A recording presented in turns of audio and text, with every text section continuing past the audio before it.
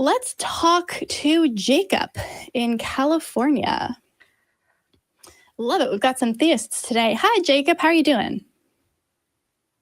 Doing pretty good. How are you? Doing good. Happy to have Daryl on the call with us. So what can we help you with today? Yes. I did not know that there was a different guest today, but yeah, that's been good to listen to so far. You guys have done a very good job. So anyway, I just wanted to clear up something from my last call. I was calling in talking about a Deuteronomy passage that talks about what happens to a convicted rapist, and then in a passage for a few verses down. Oh, you're that Jacob. Yes, I'm that Jacob. Yes, I figured you would remember once we got onto it. So I just wanted to clear something up real quick. I am not a rape apologist. I got called that by, I don't remember if it was one of you two exactly, but I seem to remember being called that, and then the whole Heathen community was just going on about it. I am the exact opposite of that. My point of the whole call was to say that rape is not okay ever, and God doesn't think so either, because he condemns it with death. So anyway, just wanted to clear that up. If you want to talk about it, we can. You don't want to talk about that with me. Let's move on to something else.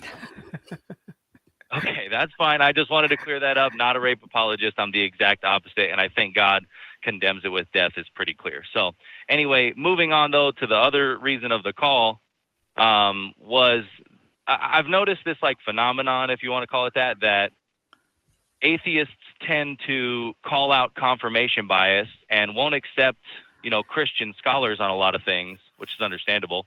But then they're so willing to accept atheist scholars on things. They accept their own confirmation biases, but they call out Christian confirmation bias just left and right. Okay, can you define confirmation bias for me in this way? Because I want to make sure we're talking about the same thing.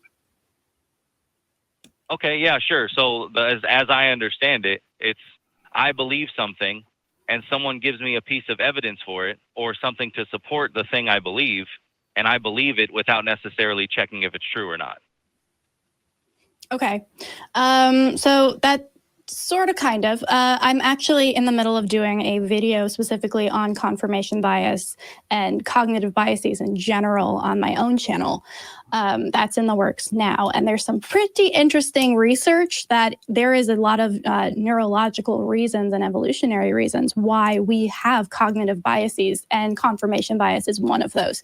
So the reason a lot of people have confirmation bias is because when you are processing information in your brain, that's basically all your brain is an information processor, and it categorizes things, and it makes it easier for you to move through the world by telling you stories about things, right?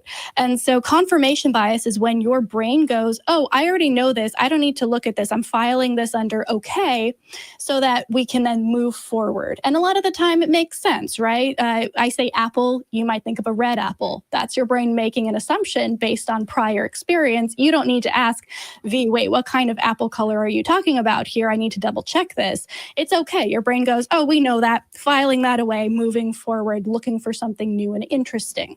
So everybody has confirmation bias, absolutely everyone. And you can do as much as you want and can, and you should, to remove confirmation bias from your research processes, especially if you're asking a question that might have an emotional component for you. But I don't think that it's useful to say one group or another does this more or less, because that seems like a pretty big generalization. So can you give me maybe a specific where you have maybe interacted with atheists who have done this? Is this a personal thing that you're thinking about, or just in general? Help me out here. Be a little more specific. Yeah, that's fair. That's fair. It's a pretty broad generalization. Yeah. So I guess just in my personal life, yeah, and I have engaged with so this is not an attack on the Heathen community before I say what I'm about to say, because there are some very good people that I've had some very good conversations with.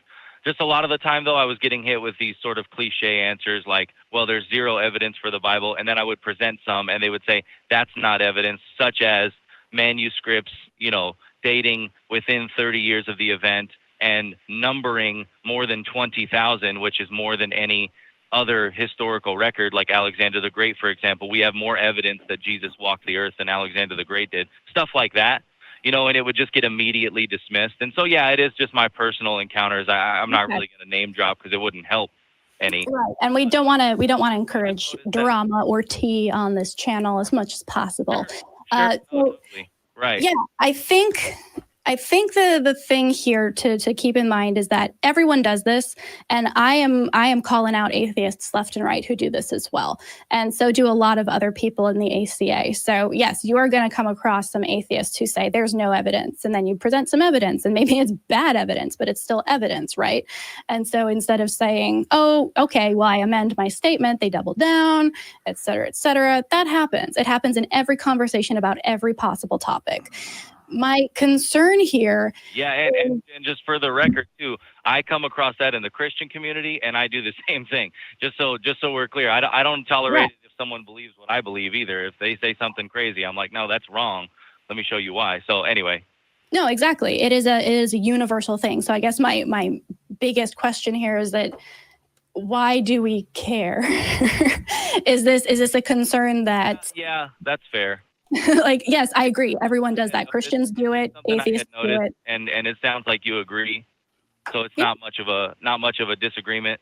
And didn't mean to make it for a boring call, but it was something I had noticed. I wanted to see where your thoughts were on it. Sounds like you are far more honest about it than some I have come across. Some Christians too, right? So not just atheists, but so that's good. It's good that you're aware of it. I figured if anyone would be, it would be you guys, the hosts of the show here. So I just wanted to bring that up and maybe remind the community that's watching, just to check your answers, even if they're supporting your atheist claims, because there are PhDs and doctorates and people like Robert Jastrow, the former director of NASA and stuff like that, guys who are really, really smart, accredited, would be accepted as smart anywhere, who believe in Christ, who believe in God. And so not every single one of them can be nutbags. Yeah, well, So it's just good to double check your reasons.